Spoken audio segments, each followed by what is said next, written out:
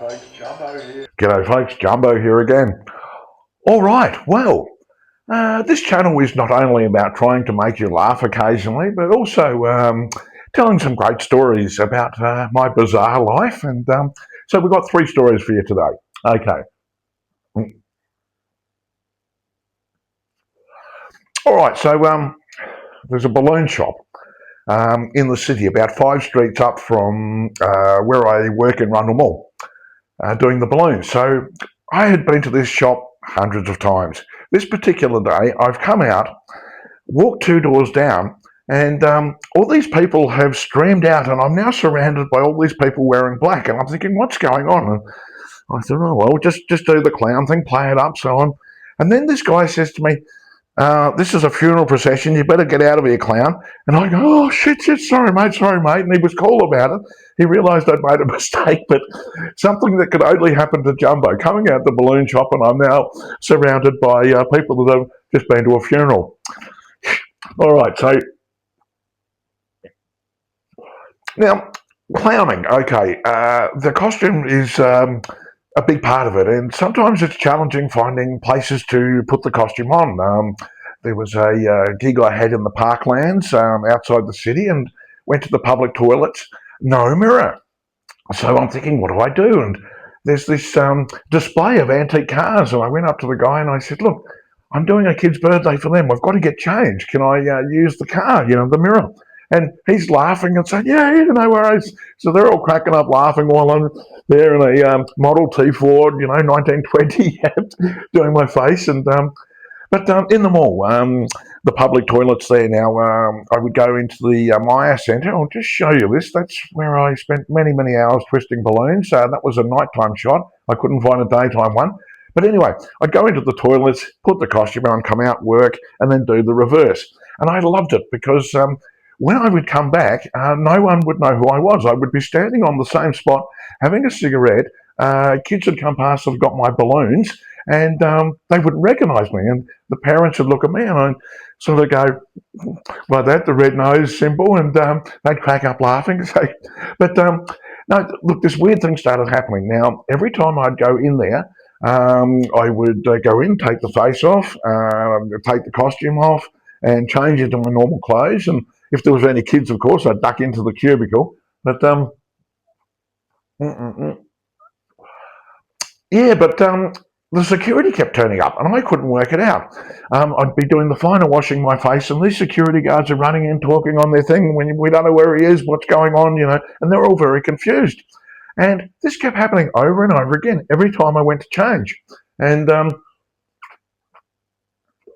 I was sitting there drunk, and I was thinking about this. And I thought, what the fuck is going on? And then it twigged. On the security cameras in the office of the shopping centre, it's showing a clown going into the toilets and not coming out. Now, this is Adelaide. That's a big concern.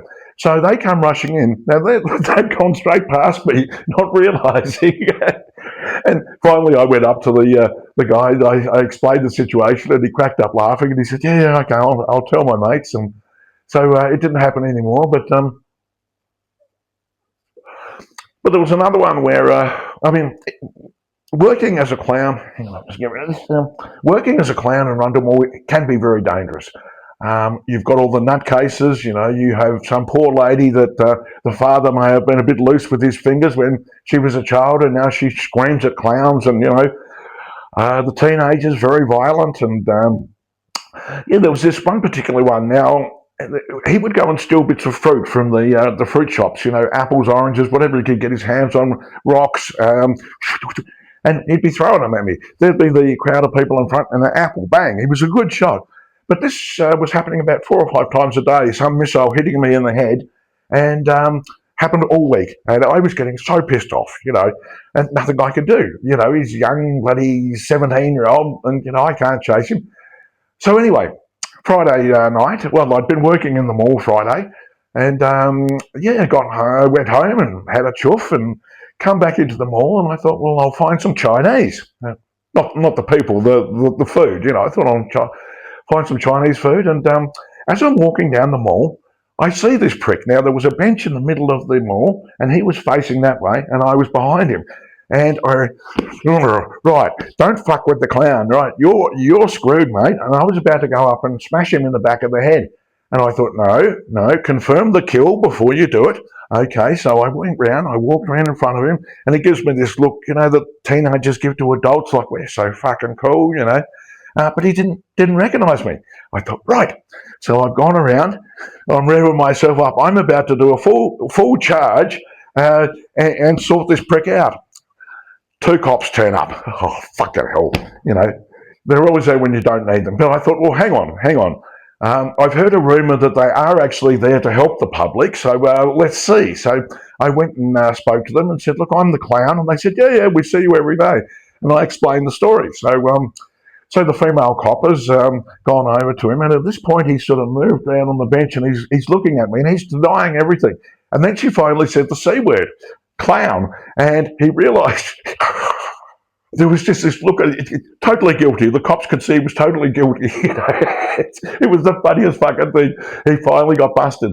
And then I hear the female copper on the radio saying she found out the information about him. He's got 2 warrants. Oh, yes.